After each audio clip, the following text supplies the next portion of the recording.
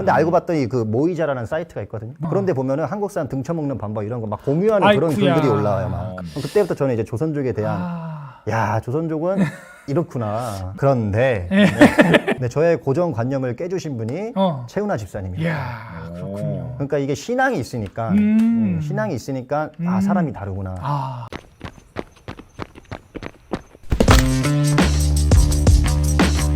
마지막 주제 뭔가요? 마지막 주제 한국의 다문화 사회. 다문화. 네, 그거 가져왔습니다. 네. 동아일보 기사인데요. 외국인 비중이 5% 이상이면 다문화 사회로 불린다. 안사는 이 비중이 2008년에 넘겼다. 한국에서 다문화 지역은 12곳뿐이었는데 이제는 70곳에 가깝다. 라는 기사가 지난 1월 16일자 기사예요. 전교생 중에 한국인이 6명밖에 없는. 그러니까 한국인이 오히려 훨씬 적고 엄마 아빠가 다 한국인인 케이스죠. 근데 다른 애들은 대부분 엄마나 아빠 둘 중 한 사람이 외국인인 거예요. 혼혈이죠. 혼혈인 학생이 이제 다 있는 거예요. 그 안에. 그러다 보니까 학생들이 한국어가 조금 서툰 경향이 있고 한글도 서툰 경향이 많죠. 이런 학교가 지금 어마어마하게 증가되고 있다는 거예요. 네. 다음 기사 한번 보실까요? 네. 2020년 태어난 100명 중 6명은 다문화 자녀. 코로나로 출생 수가 다문화 자녀도 줄어들었는데 비율적으로 따져 보니까 다문화 가정 출생하는 자녀 축소 비중이 적어서 결국에는 다문화 가정 출생자가 전체적으로 봤을 때 훨씬 크다. 그래서 점점 우리나라가 더 다문화 사회로 진입하고 있다. 네. 그런 기사입니다. 다음 기사도 한번 볼까요? 네. 그런데 문제는 뭐냐? 10년 전과 달라진 것이 없다. 한국인, 그러니까 부모님이 다 한국인인 상황인 사람들은 이 다문화 혼혈인에 대해서 그 사회적 인식이 별반 달라진 것이 없다는 거예요. 그러면 이 한국 거주하는 이 혼혈이나 외국인의 비중이 어느 정도냐?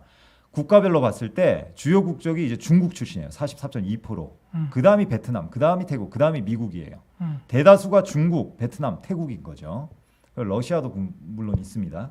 그래서 우리에게 이미 한국 사회는 다문화로 진입했고 급속도로 이제 진행이 되고 있는데 우리에게 있는 이 문화적 장벽은 여전히 상당히 크게 있다는 것을 우리가 이 기사를 통해서 볼 수 있어요. 네. 어떻게 목사님이나 홍 감독님 이런 다문화 차별에 대한 인식을 스스로 가지거나 혹은 다른 사람이 그런 것들을 보이는 걸 경험해 본 적 있나요?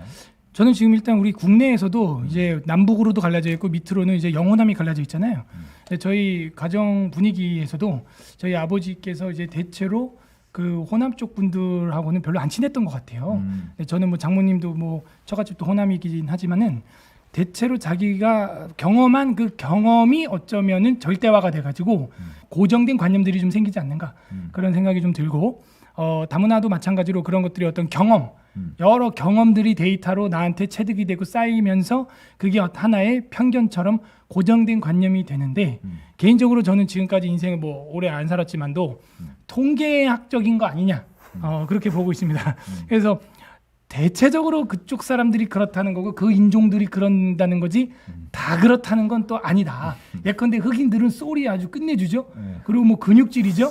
네, 이건 뭐 굉장히 아파르트 헤이트 같은 그런 발언이 될 수 있죠. 그런데 대체적으로 그렇다는 거지 또 다 그런 건 아니다. 음치 흑인 봤어. 나도 알아. 그 음치도 있더라고. 흑인인데 막 이런 애도 있더라고. 흑인이라고 다 노래 잘하는 건 아닌데 약간 그런 좀 통계학적으로 그 인종의 그 지형과 또 날씨와 그 국가의 어떤 문화와 그런 게 있거든요. 홍 감독님도 중국에서 살다 와가지고 우리가 중국인에 대한 어떤 편견들이 있잖아요. 일단 중국인도 편견이 있죠. 있죠. 네. 예. 그래서 이 중국 물건에 대한 편견도 있고 이거 중국 거 아니야? 이거 중국 거. 아, 일단은 제가 중국에 7년 살았습니다. 어디 지역에서? 광저우에서 7년 광저우. 살았습니다. 그럼 직원으로 한족들을 많이 고용했나요? 아니면 네. 저기 조선족들을 많이 고용했나요? 저는 이제 한족도 고용을 했었었고요. 그다음에 조선족도 고용을 했었어요. 자, 그럼 그 민족들의 특징이 있죠. 이시요. 봐봐 있잖아. 네. 있는 거야. 그 네. 드라마에도 보면은 네. 그 제목 까먹었다. 그 마동석 씨 나오고 하는데 조선족 애들이랑 싸우는 거 있잖아. 그러니까 우리는 조선족 하면 일단 보이스피싱. 조선족 하면 뭐 네. 뒤통수치기. 막 말투도 막 약간 이렇게 깡패처럼 내래니 하파지로 보여. 막 이러면서 니네 모르네. 그렇다고 모든 조선족이 다 그렇다는 거 아니죠. 통계를 말하는 것이죠. 일단은요, 그 한족들이라고 하죠. 중국 사람들은요. 네. 중국 토박이들은 한족이라고 부르는데, 한족들은 아무래도 자기 나라 땅이고, 이게 그 뭐라고 할까, 자기들의 자부심이 있기 때문에 적어도 저거는 안 쳐요. 뒤통수는 안 쳐. 한족은 뒤통수는 안 쳐. 그래요? 사기치고 이런 거는 잘 안 해요. 아 그래? 네, 그 웬만한 그 비즈니스 관계에서 이런 맺어진 관계에서는 오히려 한국 사람보다 더 진짜? 네, 그런 게 있어요. 오히려 한족들이. 아직 그런 느낌 못 근데 받았는데. 그 짠챙이들 막 시장에서 이런 애들 말고 좀 공장 크게 갖고 있고 좀 뭐, 기업 사장이다. 사장이다. 그러면은 딱 신용 지키고 문제는 조선족이 문제인 거예요. 조선족은 조선족 분들은 조선족님들은 일단은 내레니 항상- 보고 있어. 예, 항상 그 보통 직원의 입장이거든요. 네. 한국 사람들이 와서 말을 못하니까 조선족을 고용한단 말이에요. 네네. 그럼 조선족들은 항상 그 중간에 통역 역할을 하면서 네. 돈도 자기가 받고 자기가 막 지출하고 막 이제 이런 거 다 한단 말이에요. 음. 그러면서 점점 사장 돈을 삥땅 치고 하다가 자기 명의로 또 중국에는 사장이 한국 사람 명의로 일을 못 해요. 다 중국 사람 명의로 해야 돼요. 그 조선족 그러니까 그럼 네 이름 잠깐 빌려 명의를 해갖고, 잠깐. 네. 그럼 나중에 그 사람이 그거 명의 딱 해갖고서는 돈 다 갖고 나르는 거예요. 어이쿠야. 근데 이런 사태를 저희 어머니도 겪어봤고, 아하. 저도 겪어봤고, 아하. 그 다음에 한국에서 뭐 일한다 하는 사람들은 조선족한테 한 번쯤은 다 당해봤어요, 진짜로. 근데 알고 봤더니 그 모이자라는 사이트가 있거든요. 모이자? 딱 이름도 딱 조선족 모이자. 모이자네. 조선족만 모이는 그 사이트가 있어요, 커뮤니티에. 그런데 보면은 한국 사람 등쳐먹는 방법 이런 거 막 공유하는 그런 아이쿠야. 글들이 올라와요, 막. 그렇구나. 이게 어떻게 하면 한국 사람들이 어떻게 하면 등쳐먹을 수 있는지 그런 거 막 공유가 되고 제가 그런 거를 봤어요, 직접. 그럼 그때부터 저는 이제 조선족에 대한 야, 조선족은 이렇구나. 좀 고정된 관념들이 조금씩 생기고 있는 거네. 생겼죠. 선입견이 많이 선입견이 많이 생겼죠. 네. 그런데 여기서 끝내면 조선족은 욕 먹잖아요. 그런데 우리 교회 오는데 네. 또 최은하 집사님도 계시잖아요. 예. 근데 저의 고정 관념을 깨주신 분이 최은하 집사님이에요. 이야, 그렇군요. 그러니까 이게 신앙이 있으니까 신앙이 있으니까 사람이 다르구나. 그걸 제가 딱 느꼈죠. 덕구장님 본인은 어떤 그런 다문화 저도 가족에 대한 편견이나 중국에 대한 안 좋은 인식이 많이 있었는요. 네. 저 이제 뉴질랜드에 이제 2년 동안 살 때 본인이 좀 오히려 차별 당해본 적이 있나요? 거기서 제가 차별을 많이 당했죠. 이제 그 마오리족이나 뭐 거기 뉴질랜드의 키위라고 그러는데 그분들의 이제 차별을 간혹 느꼈는데 뭐라고 차별해? 이제 유색 인종이니까. 근데 저는 오히려 많이 없으니까 한류가 이미 네. 많이 있어서 굉장히 그런 게 적었죠. 근데 저를 진짜 많이 도와주신 분들이 누구냐? 중국인 분들이었어요. 오히려. 네. 중국 친구들이 아까 말한 한족. 아무튼 그 중국인들이 저를 진짜 많이 도와줬어요. 저 초대해주고 또 초대하면은 중국인들은 진짜 상다리 부러지게 음식을 준비하거든요. 완전히 제 선입견이 다 바뀌었죠. 근데 호주에 가서 유학하고 있을 정도의 중국인이면은 엘리트 중 엘리트입니다. 좀 그죠? 있다. 네. 그렇구나. 그래서 아무튼 해외를 막 못 나가요. 호주나 이런 데 못 그래서 가요. 그 좀 아버지가 있어요. 뭐 좀 있는 분들이 이제 유학을 온 거죠. 근데 우리 한국 사회에서 다문화랑 섞일 기회가 사실은 그렇게 많지는 않았던 것 같아요. 근데 지금 어찌됐건 그 상황이 우리에게 점점 다가오고 아마도 우리의 자녀들은 그 다문화 사회에서 직장 생활하고 어떤 팀을 이루고 살아가게 될 거예요. 네. 그래서 다음 이제 기사를 보면은 정책적으로는 이 다문화 사회를 준비하는 대안들을 계속해서 제시하고 개발해 나가고 있어요. 이민정책연구원장 막연한 적개심을 없앨 수 있도록 정확한 정보에 근거한 상호 이해 소통이 필요하다. 이러면서 여러 가지 교육이나 생계 지원 정책이나 이런 것들을 막 만들고 있단 말이에요. 비그리스도인 이 세상의 정책 이반자들은 그걸 많이 생각하고 있어요. 이제 한국이 단일 민족이 아니라 다문화 민족이 된다는 걸 준비하고 계속 진행하고 있는 거죠. 그럼 그리스도인으로서는 여기에 대한 어떤 대안을 가지고 있어야 되지 않을까. 그 원곡초 주변에 이제 다문화로 사는 집성촌이 쫙 있는 거예요. 그걸 마주한 아파트 단지가 또 있어요. 아파트 단지와 그 빌라촌을 담을 쌓는 거예요, 이렇게. 아이고. 그리고 그 동네를 이름을 바꿔버려서 쪼개가지고 아하. 그쪽이랑 우리 애들 안 섞이게 하려고. 어이구. 조금 극단적으로 했네. 거기는 동네가. 왜냐면은 이제 소득 차이가 나고 그쪽으로 가면은 그 아이들은 이제 한글이나 학업 성취도가 조금 뒤처지니까 네. 이제 우리 아이들이 저기 가면 성적이 빨리 안 오르고 대학 입시나 나중에 그런 거랑 관련되지 않을까? 학부모들이 그런 고민을 하는 거죠. 그럴 수 그래서 있네요. 그런 사회가 네. 사회 갈등으로 점점점 조금씩 보이고 있는 겁니다. 이게 좀 더 확장되면 유럽에 있던 하층 계급과 상류 계급의 이 양극화가 되면서 이제 갈등이 일어나는 거죠. 음. 예를 들면 우리나라의 외국인 노동자가 많은 이제 우리 그 노동의 산업에 종사하고 있잖아요. 네네. 그러면서 그 이번에 코로나 사태로 그분들이 이제 다 출국이 당하고 그러면서 우리나라의 그런 중소기업들은 일 노동자를 못 구해가지고 어려움을 겪고 맞아요. 농사 일할 사람 없어서 농산물 가격이 폭등하고 맞아요. 이런 일들이 일어났단 말이에요. 하층 계급과 상층 계급의 양분화가 일어나는 것 그런 것까지 이제 진행되고 있는 겁니다. 저는 근본적으로 이 문제를 해결하려면은 그 인구 절벽에 함께 살아야 하는데 이제 이민 정책이나 다문화 정책으로 간다. 얼핏 들으면 맞는 것 같지만 근본적인 해결은 아니다. 저는 그렇게 보고요.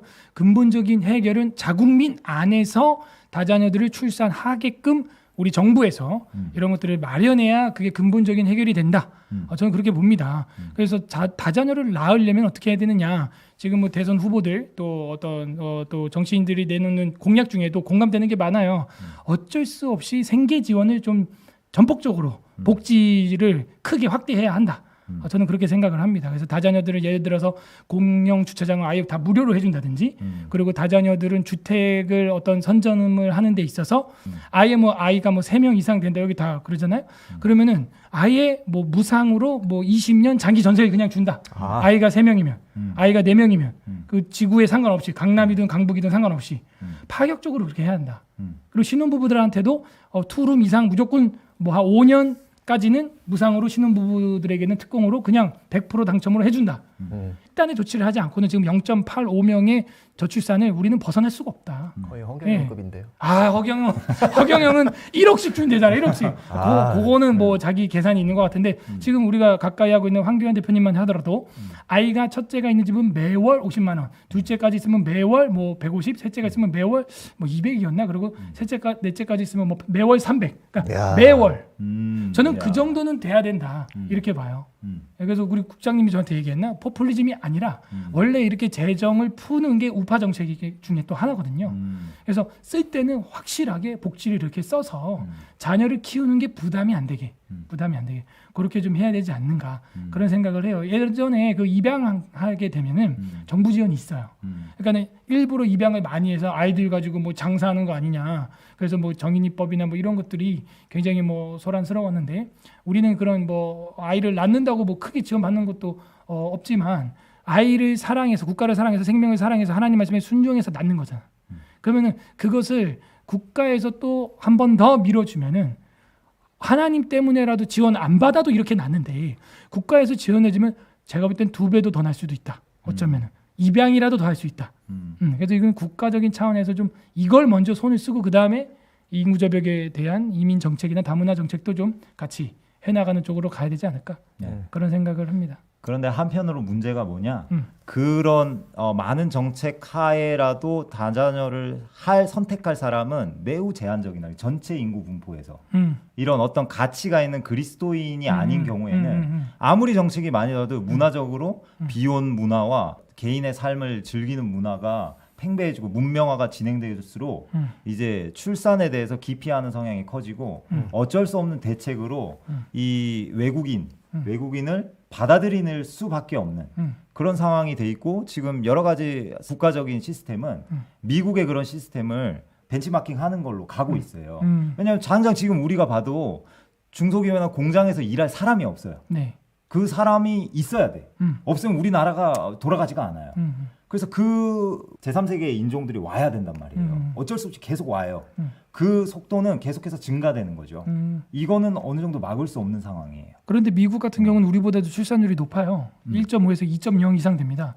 그래서 자국 출산이 많이 되고 있는 상태에서 그런 정책을 펴고 있고 뉴질랜드에서 일해봐서 알지만 시간당 급여가 어때요? 상당히 높죠. 상당히 높죠. 그래서 알바 뭐 한두 개만 해도 먹고 사는데 지장 없고 하루에 몇 시간 일했어요? 하루에 한 3-4시간 했죠. 그래도 먹고 사는데 다달이 지장 없었어요? 먹고는 살지만 알바생이죠. 근데 3-4시간 일하고 먹고 산다. 네. 그러니까 이런 게 또 국가마다 이런 좀 차이가 있지 않나. 그런데 미국의 상황에는 그 인구 분포를 만들기 위해서 외국인 이민자 정책을 가장 중요한 그 인구 분포도 그러니까 생산 가능 인구를 확보하는 게 이민자가 제일 큰 비중을 차지해요. 예를 들면 우리 나이 때가 많아야 되잖아요. 인구가 한 국가를 위해서는. 네. 우리 나이 때의 인구를 어떻게 충당하냐? 이민자를 계속 받아들입니다. 그러니까 어떤 테스트가 상당히 높죠. 미국 시민권을 받기 상당히 높아요. 그러면은 그 전 세계의 이제 실력자들을 다 빨아오는 거예요. 그 이민자들의 출생률이 2.0을 지금 보여주고 있는 거다. 포함해서, 예. 그러니까 자체적인 출산율로 자기의 생산 가능 인구를 늘리는 게 불가능해요. 그러니까 이민자가 없으면 안 되는 거예요. 그럼 우리는 지금 이민자가 없어서 지금 이렇게 역피라미드로 가고 있다. 그죠? 그럴 수밖에 없어요. 이민자를 받아야 되는 상황이에요. 그러면은 국가적으로. 우리 홍 감독님은 왜 애를 그렇게 낳게 된 거예요? 안 낳게 생겨가지고 동기부여가 어디서 시작됐냐 이거지. 성경에서 시작됐죠. 네, 성경입니다. 그러니까 나 이 이야기를 하고 싶은 거야. 우리나라에서 그렇게 자국 안에서 출생률이 낮다는 것은 건전한 대통령령 종교를 더 권장하면 나는 더 많이 낳지 않겠냐. 이슬람도 기독교 이단인데 그렇게 많이 낳잖아요.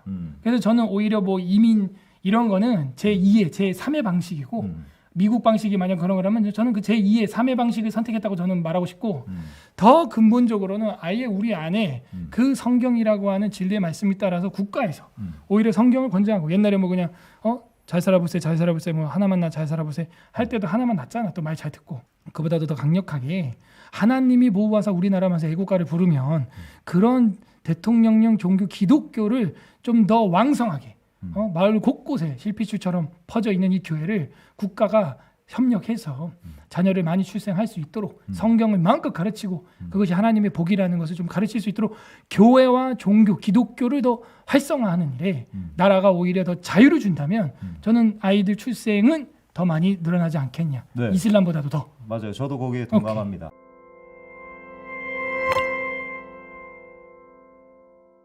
하지만 이민자는 계속 늘어나고 있다. 우리의 자녀들은 그 이민자들과 함께 어울려 살아야 되는 게 이제 현실인 거죠. 그러면 그런 상황에 그들과의 이런 사회적 인식 차이가 선입견을 우리는 깨야 되는 숙제가 있는 거예요. 그들을 또 우리는 전도해야 되죠. 맞습니다. 복음을 전해야 돼요. 맞아요. 그리고 그들에게 우리 그리스도 기독교 문화로 교회로 그들을 인도해야 되는 우리에겐 사명이 있는 거예요. 그런 역할을 하는 것에서 어떻게 우리가 해결 방안과 대안을 가지고 있을지 안 돼요. 제가 좋은 아이디어를 하나 제시해도 되겠습니까? 네, 제시해 또. 보시죠. 이거는 어떻게 해야 되냐? 유타주 솔트레이크 시티를 한번 우리가 볼 필요가 있습니다. 지금 이런 관점이 우리에게 많이 있어요. 일단은 거리가 있어야 된다. 지금 여기서부터 우리가 이게 해결을 못 하는 거예요. 근데 우리는 그들과 섞여 있는 새로운 문화가 창조돼야 돼요. 더 이상 우리는 단일 민족이라는 이 사고에서 벗어나야 돼. 네. 그리스도인의 문화를 만들어야 돼요. 얘네가 어떻게 했냐? 어떻게 했어요? 이 유타주인데요. 유타주에 이게 몰몬교들이 여기에 이제 정착을 했죠. 네. 예. 그래서 이 원래 사막 땅이었는데 여기가 도시가 됐어요. 오호. 이단이잖아요, 몰몬교. 네. 근데 여기서 살면서 이들이 이제 저기서 번성을 하고 막 정착을 했어요. 근데 얘네가 알다시피 원래는 백인 중심이었어요. 근데 지금은 어떠냐? 완전 이 유색 인종들이 아주 많아요. 네. 예. 여기 이 유타주 솔트레이크 시티에도. 그리고 심지어 전 세계에서 가장 제 외국어랑 그 다문화에 대한 이 적응성이 좋은 학교가 바로 여기 있는 브리검영 대학이에요. 거기다가 이들이 문화를 창조해서 미국에 있는 중요한 어떤 요직에는 다 들어가고 그런 찬양단이나 이런 것들이 뭐 아주 모범 사례로 정착이 됐거든요. 그 원인이 무엇인가 제가 좀 분석을 해보니까 네. 얘네는 종교가 이제 몰몬교가 딱 되면은요. 그 제안을 받습니다. 만 19세 이상이 됐을 때 2년 정도의 선교를 가요. 의무적으로 막 강압하진 않는데 자발적으로 갑니다. 네. 자비랑으로 알바해서 돈 벌어가지고 전 세계로 가요. 네. 전 세계로 가서 2년 동안 살아. 거기서 살면서 자기들도 이제 예수 그리스도라고 말하는데 그걸 전하죠. 2년 동안 그 사람들이랑 지내고 그들의 언어를 배워요. 전 세계에 있는 언어를. 그리고 다시 돌아오죠. 2년을 우리나라 군복무처럼 하고 돌아오니까 얘네가 전 세계의 민족들을 다 만나봤고 그들을 겪어본 거예요. 그래서 그 백인들이 가지고 있던 그 백인 우월주의가 다 깨지는 거야. 그리고 그들이 나의 친구이고 그들이 나의 제2의 고향이라는 걸 다 가지고 있어요. 그러면 그 국제 비즈니스까지도 얘네가 다 장악하는 겁니다. 즉 그걸 깨려면은 사람의 얼굴을 만나야 되는 거예요. 그들을 만나서 그들과의 경험이 우리에게 있어야 그들에 대한 선입견이 깨질 수 있는 거죠. 음흠. 교회로서 우리가 해야 되는 건 뭐냐면 그런 제3세계의 사람들을 만나는 경험이 있어야 되고 그들을 통하여서 그 만남을 통해서 선입견이 깨지는 경험이 교회 성도들 하나하나에게 경험되어야 우리가 이 문화를 극복하고 새로운 이 그리스도 크리스천 문화를 창조해낼 수 있지 않을까 그런 생각을 하게 됩니다. 아주 모범적인 답안지라고 저는 생각이 들어요. 성경에도 보면은 너희가 종이나 자유자나 뭐 헬라인이나 유대인이나 다 하나다. 맞아요. 저도 거기는 뭐 동의를 합니다. 그런데 그래서 중국을 갔는데 이렇게 됐잖아. 조선족 형제들로 인해서 이렇게 사기를 당하고 이런 편견들이 쌓여가지고 이런 고정된 관념이 안 좋은 경험으로 쌓인 경우 이건 어떡하냐 이거. 제가 봤을 땐 솔트레이크 시티에 조선족 집단이 갔으면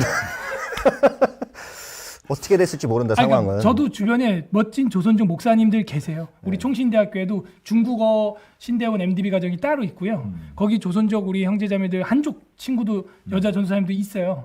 뭐 이나 전도사님이라고 저랑 다 좋아요.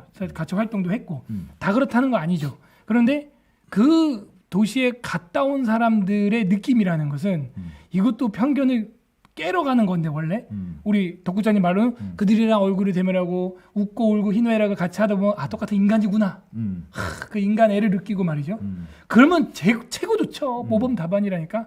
근데 이렇잖아. 여기 전에도 예전에 나한테 얘기했는데 길거리에 이렇게 노숙하고 한번 자는데 누가 뭐 지갑 털어가고 막 그랬다며. 그렇죠. 칼 맞을 뻔했죠. 이런 안 좋은 경험들이 진짜 칼 맞을 뻔했어요. 칼로 이렇게 찔렀어 나를. 얘기를 해봐. 어떻게 되는 거야 그게? 저는 이제 퇴근하고 있는데 퇴근. 뒤에 팔이 따끔따끔 하는 거죠. 따끔따끔해갖고 뒤를 딱 보니까 칼 들고 있는 거예요, 두 명이. 뭐 하라고 어쩌라고? 돈 내놓으라고. 그러니까 이런 경험들이 중국. 네. 그런 판타지를 깨게 한다. 저도 무슨 얘기인지 알겠어. 사람은 네.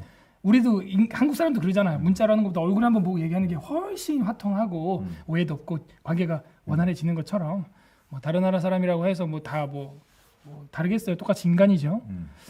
그런데 이게 어떤 문화에서 오는 특정한 색깔들, 코드들 이런 것들이 자꾸 통계적으로 축적되다 보면 그 지역 사람들에 대해서 그 민족성에 대해서 전체적인 편견을 갖게 되는 거. 이걸 우리는 어떻게 뛰어넘을 것이냐. 이거는 제가 볼 때는 완전 다른 차원으로 접근해야 한다는 거야. 뭐냐면 그냥 찌르면 찔리고 정말 무시당하면 당하고 진짜 바보처럼 진짜 우리가 다 간쓸게 내주고 헐벗고 그렇게 될 각오를 하지 않으면 이거는 할 수가 없다. 어떻게. 그 얼마 전에 저기 터키 지역에서 선교사님 한 분 돌아가셨는데 남편이 죽었단 말이에요. 그것도 아주 끔찍하게. 어떤 분은 아내가 사모님이 끔찍하게 죽었어. 근데 그 지역을 자기는 계속 다시 선교를 해야 되는 거지. 그러니까 이런 각오가 아니고서는 그야말로 나에게 있는 복음이 아니고서는 그런 그 민족들 날 속이고 사기치고 칼로 툭툭 거기서 내가 어떻게 생활할 수 있을까? 이거는 어떤 그냥 단순히 그들이랑 밥을 먹고 친해지면 좋아지겠지 가지고는 좀 뭔가 2% 모자랄 수도 있다. 오히려 그냥 죽을 각오로 좀 순교적 각오가 있지 않으면은 그들과 하나 된다? 쉽지 않다. 거기는 뉴질랜드 좋지. 뉴질랜드 좋지. 제가 뉴질랜드. 중국에서 중동 사람들도 미국, 많이 캐나다 봤거든요. 좋지. 제가 아프리카 수단에 간 적이 있습니다. 수단 나왔다. 네, 아프리카 수단에 다르푸르 사태라고 20세기 최악의 전쟁이 있었던 곳이에요. 전쟁이 끝나고 한 2년 정도 뒤에 궁금해서 친구들이랑 가본 적이 있어요. 길게는 가지 않았고 2주 정도 하죠. 2주 정도 와서 이제 진짜 그때 젊을 때 가가지고 한 거는 이제 선교사님 거기 계셨는데 지도 만드는 작업을 좀 도와주면서 같이 여행을 히치하이킹을 쫙 했죠. 그 사람들과 마주하고 오히려 제가 거기서 굉장히 곤란한 어려움을 겪었거든요. 죽을 뻔했어요. 그 병이 나가지고 네. 그랬는데 제가 그렇게 되니까 거기에 있는 사람이 저를 집으로 데려가가지고 3일 동안 3일 반나 저를 병간호를 해줬어요. 그래서 그걸 겪으면서 그들이 무슬림인데 제가 그런 극한의 상황에 놓여 있으니까 그들이 나를 돕고 나와 함께했던 그 시간들 때문에 그 무슨 뭐 이슬람 아이시스에 대한 저의 기존에 있는 편견이 완전 다 깨졌어요. 그들을 위해서 나는 무엇을 도울 수 있을까? 그들에게 어떻게 예수 그리스도의 진리를 전할 수 있을까? 그들이 나를 이렇게 사랑으로 도와줬는데 어떻게? 나도 도와줘야 되겠다. 그럼. 라는 생각을 가지게 된 경험이 있어요. 그렇지. 네. 그거는 맞아. 뒤에 건 맞는 말인데 그 앞에 것 때문에 내 동기들 목사님들이 중동 지역에 선교를 갔다가 무슬림으로 역개종을 한 사건이 어머. 엄청 많아. 선교사가요? 그럼 왜냐하면 본인이 거기서 딱 가니까 벌써 아내가 4명이지. 근데 사람이 이렇게 젠틀하지. 아 나를 이렇게 강도 만난 사마리아인을 이렇게 싸매주듯이 해주지. 여기가 더 성경적인 것 같아. 야 야곱도 아내가 4명이었지. 할렐루야. 야 나도 이리로 가야겠네.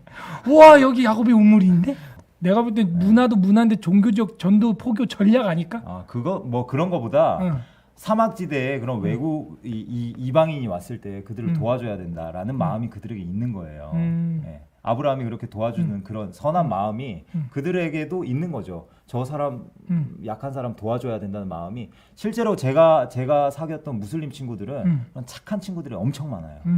예. 그래서 역개종을 당합니다. 역개종 안 돼. 그러니까 물론 세계적으로 다 그런 사람들이 다 있죠. 어디나 네. 나쁜 사람 있고 착한 사람 있고 네. 다 있는데 문제는 이 사람들이 똘똘 뭉쳐갖고 모여 있을 때가 문제라는 거 저는. 모여 있는데 거기다가 아무리 우리가 찌르고 들어갈 수가 없다는 거예요. 그 문화 속에 풍덩 빠져 있는 사람은 빼갖고 한 명씩 각계격 봐야 된다. 저는 그게 그 말이 낫다. 그러니까 우리나라에 오히려 와 계시는 분들을 잘 우리가 케어하는 게 그걸로 나라로 가는 것보다도 더 큰 선교가 될 수 있다. 그것도 전략. 그렇군요. 우리 덕국장님 뭐 많은 생각을 했네요. 솔트레이크 밸리를 보시면서.